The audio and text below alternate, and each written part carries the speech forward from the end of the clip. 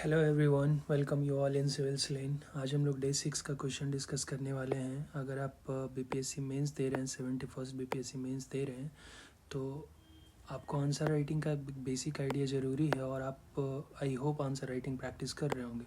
अगर आपने पहले आंसर राइटिंग कर रखी है तो आपको तो डिसेंट आइडिया होगा, बट अगर आपको डिसेंट आइडिया नहीं है और आप आंसर राइटिंग में बिल्कुल ही बिगनर हैं, तो आप लिंक में दिए गए टेलीग्राम से जुड़ सकते हैं। वहाँ पे हम लोग डेली एक आंसर प्रैक्टिस करते हैं और उसका नेक्स्ट डे तक model answer video recorded format में देते हैं और देखते हैं कि उसमें क्या कमी है, क्या नहीं होना चाहिए, क्या होना चाहिए, कैसे प्रोसीड करना चाहिए। ठीक है, हम लोग चैनल पे और भी अपडेट दे रहे हैं एईडीओ से रिलेटेड। वहाँ पे स्टैटिक साइंस, मॉडर्न हिस्ट्री, ये सब के वीडियोस आ रहे हैं। करंट अफेयर ऑलरेडी हम लोगों ने 1 साल का कवर कर रखा है, तो अगर आप चाहें तो चेक कर सकते हैं। आप अपने दोस्तों में शेयर कर सकते हैं, ये हमारे लिए मोटिवेशन का काम करेगा। चलिए तो देखते हैं डे 6 का सवाल। ये 65th बीपीएससी में आया हुआ सवाल है। इसमें पूछा गया था, क्वेश्चन ये था कि constitution has given rights from one hand and taken it from another hand. आप टेलीग्राम से ये क्वेश्चन चेक कर सकते हैं। ठीक है, हम लोग क्वेश्चन लिखने में टाइम वेस्ट नहीं करेंगे, डायरेक्ट आंसर पे आते हैं। तो इसका इंट्रो हम लोगों ने दिया है कि constitution across the world attempts to create a society where liberty, justice and order equality को एग्जिस्ट। ठीक है, इसके बाद लिखा है कि however liberty without limits can lead to disorder, okay, and restriction without liberty can result in authoritarianism। ठीक है, तो ठीक है, आप एक डिसेंट इंट्रो है इसमें। इसके बाद हम लोगों ने एक कोट्स रखा है कि Justice Holmes US Supreme Court के, उन्होंने बोला है कि the right to swing my fist ends where the nose other man's nose begins. ठीक है, तो आप समझ रहे हैं कि मतलब एक तरफ हमें राइट तो है, बट वो राइट एक सर्टेन एरिया तक ही है, वो राइट एक सर्टेन लिमिटेशन तक ही है। उसके बाद फिर जैसे ही लिमिटेशन उस पर आता है, हमारे राइट्स वहाँ पे नहीं है। ठीक है, तो एक हम इसे ना एक डिसेंट इंट्रो मान सकते हैं। आप वर्ड्स को रीअरेंज कर सकते हैं, आप सेंटेंस को रीफ्रेज कर सकते हैं, अगर आपके पास बेटर कोट है, अगर आप कोट से स्टार्ट करना चाहते हैं तो। ठीक है, या फिर आप डायरेक्ट कोई आर्टिकल फंडामेंटल राइट या फिर राइट टू वोट या right to information RTI act के अंदर जो हमें हमारा राइट कॉन्स्टिट्यूशन दिया दे रखा है हमें, आप उन चीज़ों से शुरू कर सकते हैं। ठीक है, चलिए तो आगे देखते हैं। Indian constitution reflects the same philosophy. ठीक है, it grants fundamental right. Fundamental right जैसे ही आया तो हाँ, हम लोगों ने क्या किया कि ब्रैकेट में पार्ट और आर्टिकल मेंशन कर दिया। ठीक है, कि पार्ट 3 और आर्टिकल 12 से 35 तक, but subject to many reasonable restriction. और इसे ही डॉक्टर अम्बेडकर डिफेंड करते हैं और वो बोलते हैं कि liberty of individual must be reconciled with the safety of the state. ठीक है, तो अब तक सही है, मतलब बहुत ही ज़्यादा मैं ये बोलूँगा कि ठीक है, डिसेंट आंसर है। ओके, इसके बाद हम लोगों ने हेडिंग बनाई है। ठीक है, और लिखा है कि constitution guarantees right in following veg. तो अब हम देखते हैं कि बेसिकली कॉन्स्टिट्यूशन हमें किस तरीके से राइट देता है and how they have taken it back. ठीक है, तो पहले हम लोग देखते हैं कि कैसे राइट देता है, उसके पॉइंट्स देखते हैं। ठीक है, तो राइट टू इक्वलिटी आपको पता होगा, आर्टिकल 14 से 18 तक जो राइट है उसमें आपको पता होगा कि कॉन्स्टिट्यूशन हमें क्या करता है, गारंटी करता है इक्वल प्रोटेक्शन का। ठीक है, और भी बहुत सारे अनटचेबिलिटी एबिलिटीज करता है। ठीक है, टाइटल नहीं है, नहीं यूज़ करना होता है। तो आपको आर्टिकल 17 क्या बोलता है कि abolish untouchability enabling access of untouchables to the public places. Like पहले आपको पता होगा कि अनटचेबल्स को पब्लिक प्लेसेस, मंदिर या रिलीजियस प्लेसेस पे इंटर नहीं करने दिया जाता था। तो इन सब का राइट्स उनको मिला है और पब्लिक प्लेसेस पे वो एक्सेस कर सकते हैं। इसके बाद राइट टू फ्रीडम की बात करते हैं, आर्टिकल 19 से आर्टिकल 22 तक, जिसमें सिटीजन को ट्रेड यूनियन का राइट है। ठीक है ना, तो ट्रेड यूनियन फॉर्म करने का राइट है, आर्टिकल 19(1) सब क्लॉज सी के अंदर, ठीक है। तो ऐसे ही आर्टिकल 21 में राइट टू लाइफ है, जिसके अंदर हमें राइट टू प्राइवेसी दी गई है, और ये पुट्टा स्वामी केस में आप इसे जानते होंगे। चलिए, और किस तरीके से राइट दे रखा है कॉन्स्टिट्यूशन ने। राइट टू रिलीजन मिल रखा है हमें आर्टिकल 25 से 28 तक, जिसमें जैसे सिख लोग जो हैं कृपान रखते हैं, ठीक है, तो वो एक रिलीजियस प्रैक्टिस है, आप उसे डिनाई नहीं कर सकते बिकॉज वो हमारे क्या है, कॉन्स्टिट्यूशन ने राइट दे रखा है उस चीज़ों का। कल्चरल एंड एजुकेशनल राइट है आर्टिकल 29-30, जिसमें माइनॉरिटीज़ को उनके लैंग्वेज, उनके कल्चर को प्रिजर्व करने के लिए उनका इंस्टीट्यूशन बनाने का उनको मतलब राइट मिल रखा है, और उस चीज़ को प्रिजर्व करने के लिए वो एफर्ट कर सकते हैं इस चीज़ों में, ठीक है।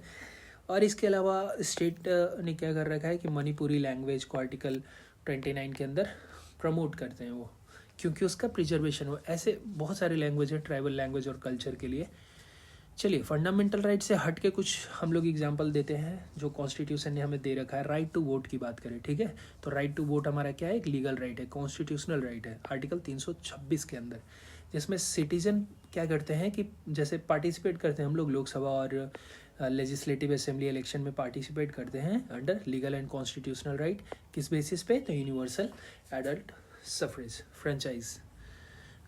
इसी तरह आर्टिकल राइट टू इन्फॉर्मेशन की बात करें, जो हमें RTI एक्ट 2005 के अंदर से मिला है, तो ये सब इन तरीक़ों से कॉन्स्टिट्यूशन ने हमें क्या किया है, एम्पावर किया, राइट दिया है हमें। चलिए, अब देखते हैं कि किन तरीक़ों से कॉन्स्टिट्यूशन राइट ले रखा है, वापस ले रखा है हमें। तो आपको पता होगा कि बहुत सारे रीजनेबल रिस्ट्रिक्शंस लग रखे हैं, जैसे फ्रीडम ऑफ स्पीच है, लेकिन जो आर्टिकल 19 क्लॉज 2 के अंदर रिस्ट्रिक्शन लग रखे हैं, जैसे फ्रीडम ऑफ स्पीच तो है हमें, लेकिन हेट स्पीच का फ्रीडम नहीं है, ठीक है। आप ऐसा भाषण नहीं दे सकते हैं जिससे राइट हो जाए, और ये सब हमारा क्या है, पनिशेबल ऑफेंस है। तो रेगुलेशन की बात करें, ठीक है, पीसफुल असेंबली तो ठीक है, पीसफुल असेंबली है, आपके पास राइट है, बट कॉन्स्टिट्यूशन उसको कैसे लिमिट कर रखा है, आर्टिकल 19(3) के अंदर रीजनेबल रिस्ट्रिक्शन लगा के कि ठीक है, आप पब्लिक गैदरिंग अगर सेंसिटिव एरिया में है तो उसको रेगुलेट किया जा सकता है, ठीक है। और तीसरा पॉइंट क्या है हमारा, कि रिलीजियस प्रैक्टिसेज जो कि सब्जेक्ट है हमारा public health, morality, public order, इन सब को लेके, जैसे एनिमल स्लॉटर। आप इसमें एक जैनिज्म का जो प्रैक्टिस होता है संथारा, ठीक है, आप उसका भी कोट कर सकते हैं यहाँ पे। उसको लेके भी कुछ इशू हुआ था, बट जो डिबेटेबल चीज़ रहती है ना, आप उसे अवॉइड कीजिए। आप फॉर श्योरिटी जिस चीज़ की है ना, आप उसी चीज़ को यूज़ कीजिए।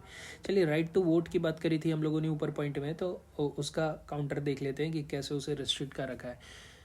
आर्टिकल 326 में मिल रखा है, ठीक है, लेकिन अगर आप कन्विक्ट है, ठीक है, किसी क्राइम में, और आपको 2 साल से ज़्यादा का सज़ा हो रखा है, तो आपको डिस्क्वालीफाई किया जा सकता है वोटिंग से 6 साल आगे तक, जब तक आपका आप रिलीज होने के 6 साल बाद तक आप, मतलब ऐसा नहीं है, ठीक है। और ये प्रोविज़न बन रखा है section 8 representation of public act, जो हमारा 1951 है, उसमें सिटीजन को क्या है ना कि आप राइट टू इन्फॉर्मेशन है, बट आप ऐसा नहीं है कि रॉ का और IB का या फिर अंडर कवर ऑपरेशंस का आप इन्फॉर्मेशन मांग सकते हैं, आपको नहीं मिलेगा, ठीक है। तो आप देख रहे हैं कि पहले हम लोगों ने इंट्रो दिया, फिर डिस्कस किया कि किस तरीके से राइट दे रखे हैं कॉन्स्टिट्यूशन में, फिर डिस्कस करा हम लोगों ने इस हेडिंग में यहाँ पे कि किस तरीके से कॉन्स्टिट्यूशन ने राइट हमसे वापस ले रखे हैं, ठीक है, इस पॉइंट में। तो अब तक आपने देखा है। चलिए, तो इसके बाद हम लोग समझने की कोशिश करते हैं कि जैसे कोई भी एक डायमेंशन है ना, तो अब ये 38 मार्क का क्वेश्चन है, तो इसमें हम लोगों ने इंट्रो दिया। आप क्वेश्चन को ब्रेक डाउन करने का, उसको दोनों पार्ट में उसका आर्ग्यूमेंट देने का कोशिश कीजिए। Depending upon the need of the question आप उसका स्ट्रक्चरिंग कर सकते हैं। आप जितना अच्छा आर्ग्यूमेंट प्रिपेयर करके जाएंगे, जितना अच्छा एग्जाम्पल प्रिपेयर करके जाएंगे, उतनी ही अच्छा आप वहाँ पे स्ट्रक्चरिंग कर पाएंगे, ठीक है। तो आप ये सब माइन्यूट डिटेल्स पे ध्यान दीजिएगा। अगर आपको फैक्ट याद रहेगा ना, तो टॉपिक बाय टॉपिक जब आप डील करते हैं तो अगर फैक्ट याद रहेगा तो आप अच्छे से उसको स्ट्रक्चरिंग कर पाएंगे। चलिए, तो इसके आगे हम लोग देखते हैं कि why constitution gives and takes right. अब हम लोग को ये समझना है कि ऐसा कॉन्स्टिट्यूशन क्यों करता है, ठीक है, कि दिया भी राइट और ले भी लिया, मतलब ठीक है। तो देखते हैं, constitution creates mechanism of power distribution, ठीक है, सिंपल, कि आपको पता होता है कि एग्जीक्यूटिव, लेजिस्लेटिव, जुडिशियरी में पावर डिस्ट्रीब्यूशन होता है through rights and can be amended, restricted and interpreted. Power distribution का काम करते हैं। लिमिटेशंस क्लॉज लगे होते हैं, ठीक है, क्योंकि like emergency, public health, morality, public health, इन सब को लेकर लिमिटेशंस क्लॉज लगे होते हैं फ्रीडम। इससे ये इंश्योर होता है ना कि फ्रीडम जो हम एक्सरसाइज करते हैं वो हमारे बाउंड्रीज के लिमिटेड में होनी चाहिए, ठीक है, लिमिटेड बाउंड्रीज में होना चाहिए, और उससे कलेक्टिव सेफ्टी और डेमोक्रेटिक स्टेबिलिटी बनी रहनी चाहिए।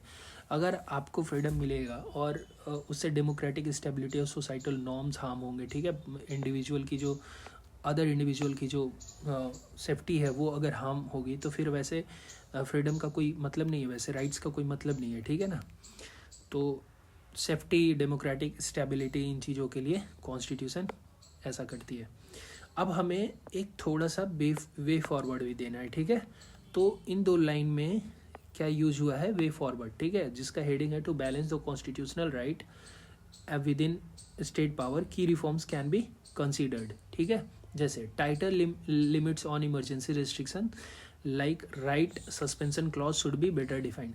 देखिए, जब आप क्लॉज पढ़ते होंगे, ठीक है, इमरजेंसी के रीजंस पढ़ते होंगे ना, तो वो बहुत ही जस्टिफाइड नहीं है, ठीक है। वो एक अपना डिबेट है कि वो नेशनल सिक्योरिटी, इंटीग्रिटी के बेसिस में फेवर में है, but on the other side से अब अगर आप उसको देखिएगा ना तो वो थोड़ा सा लगता है कि हाँ ये बेटर डिफाइंड होता ना तो गवर्नेंस और अच्छा होता, पब्लिक का ट्रस्ट और बेटर बिल्ड होता, ठीक है, बस यही रीज़न है। और इससे क्या होगा ना कि ग्रेटर ट्रांसपेरेंसी आएगी अगर थोड़ा सा रिफॉर्म्स पे काम किया जाएगा और थोड़ा सा बेटर डेफिनेशन और स्ट्रक्चरिंग पे काम की जाएगी, but again that comes with its own limitations ना, ठीक है। फिर उसमें आप लाइन ड्रॉ करने की कोशिश कर रहे हैं तो फिर it becomes difficult to manage. चलिए उसे छोड़ते हैं। By mandating public reporting, independent watchdog body होनी चाहिए, ठीक है। इसके बाद हम लोग कंक्लूजन की तरफ प्रोसीड करते हैं, जहाँ पे हम लोगों ने लिखा है कि a constitution ensures that rights not merely written but practically enforceable, enabling citizen demand accountability, ठीक है। मतलब ऐसा नहीं कि सिर्फ राइट लिखा होना चाहिए, उसे प्रैक्टिस में होना चाहिए, और प्रैक्टिस होना चाहिए तो अनलिमिटेड प्रैक्टिस नहीं होना चाहिए। समझ में आ रहा है? राइट्स दी जा रही है प्रैक्टिस के लिए, बट उसे ली जा रही है अनलिमिटेड प्रैक्टिस रोकने के लिए। आप इस पॉइंट को बिल्कुल ही समझिएगा अच्छे से, ठीक है ना, ये आपको हेल्प करेगा। तो इसके बाद हम लोग एक कोट यूज़ किया यहाँ पे, एज लॉर्ड एक्टन वार्नड, ठीक है। आप नेमिंग ये देख लीजिएगा, यहाँ पे नेमिंग स्पेलिंग क्लियर नहीं आ रही है। Power tends to corrupt and absolute power corrupts absolutely, ठीक है, ये आपने कोट सुन रखा होगा, ठीक है, बहुत ही फेमस कोट है। तो इसीलिए एब्सोल्यूट पावर को आपको रेस्ट्रिक्ट करना होता है, पावर को रेस्ट्रिक्ट करना होता है ताकि वो एब्सोल्यूट पावर में पूरी तरह वो करप्ट ना हो जाए एब्सोल्यूट पावर मिलने के बाद। The constitution succeeds when legal authority never evolves into lasting denials of liberty, ठीक है ना। मतलब अगर आप लिबर्टी को डिनाई कर देंगे, ठीक है, तो कॉन्स्टिट्यूशन कैसे सक्सीड करेगा, आप ये समझिए। बट उसे देना जरूरी होता है, इसीलिए राइट देना जरूरी होता है ना। And when law institution keep the promises of the right alive, ठीक है। मतलब हर चीज़ का पर्पस ये है कि राइट मिले बट वो अनलिमिटेड ना हो, वो लिमिटेड हो, लिबर्टी के ग्रोथ के लिए इम्पॉर्टेंट हो, ठीक है। तो इस तरीके से हम लोगों ने ये क्वेश्चन देखा है। आप इससे अपना हेल्प ले सकते हैं और अपने आंसर को बेटर स्ट्रक्चर कर सकते हैं। अगर आपने लिखा है तो, नहीं लिखा है तो आप किसी भी दिन से स्टार्ट कर सकते हैं, ऐसी कोई बात नहीं है। और हाँ, एक इम्पॉर्टेंट बात ये है कि अगर आप इस चीज़ को समझें तो हम लोग ना answer writing topic wise proceed कर रहे हैं, ठीक है। तो अगर आप कहीं से भी हैं, मतलब आपने आंसर राइटिंग नहीं कर रखी है और आपको हेजिटेशन हो रहा है या कैसे शुरू करें, तो इन चीज़ों से आपको परेशान नहीं होना है। अभी हम आपको बता देते हैं कि हम लोगों ने topic wise GS2 topic wise GS2 का आंसर राइटिंग स्टार्ट करा है, ठीक है, जिसमें हम लोग प्रीएम्बल कर चुके हैं और फंडामेंटल राइट और फंडामेंटल ड्यूटीज़ ऑलमोस्ट ख़त्म हो गया है, ठीक है, ऑलमोस्ट ख़त्म हो गया है। इसमें हम लोग हर एक क्वेश्चन PYQ नहीं करते हैं, जो बहुत ही इम्पोर्टेंट रहता है, जिस पे लगता है कि ब्रेन स्टॉर्मिंग की ज़रूरत है, वो उस क्वेश्चन को उठाते हैं और उसको डिस्कशन में लेते हैं, ठीक है। अब इस बात को समझिए, यहाँ पे आपको एक और बात समझना है कि जैसे कोई भी टॉपिक आप उठाते हैं, ठीक है, जैसे आपने प्रीएम्बल उठाया, तो प्रीएम्बल पे आप क्वेश्चन जब देखेंगे ना, तो इसका क्या पूछ रखा है, फिलॉसफी इंस्ट्राइंड पूछ रखा है, सिग्निफिकेंस पूछ रखा है, इम्पोर्टेंस पूछ रखा है। तो आप जब नोट्स बनाते हैं तो ये चीज़ आपके मेंस के नोट्स में आते ही आते हैं, ठीक है, ये मेंस के नोट्स में आते ही हैं। अगर एज इट इज़ सवाल आ गया तो फिर आप तो आसानी से लिख देंगे ना, लेकिन अगर आप PYQ देखते हैं, ठीक है, अगर आप PYQ देखते हैं ना, तो कभी सवाल स्ट्रेट नहीं आता है, मतलब कभी इंटरलिंक्ड करके आता है। तो वैसे जो इंटरलिंकेजेस वाले सवाल रहते हैं ना, हम लोग वैसे ही सवाल को डिस्कस करते हैं, ठीक है।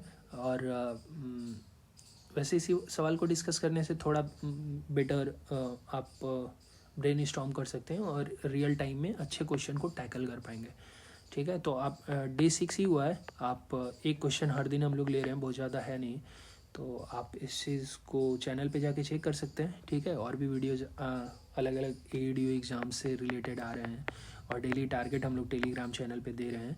तो अगर आप चाहें तो इस चीज़ से जुड़ सकते हैं और आप अपने दोस्तों में शेयर कर सकते हैं, ठीक है।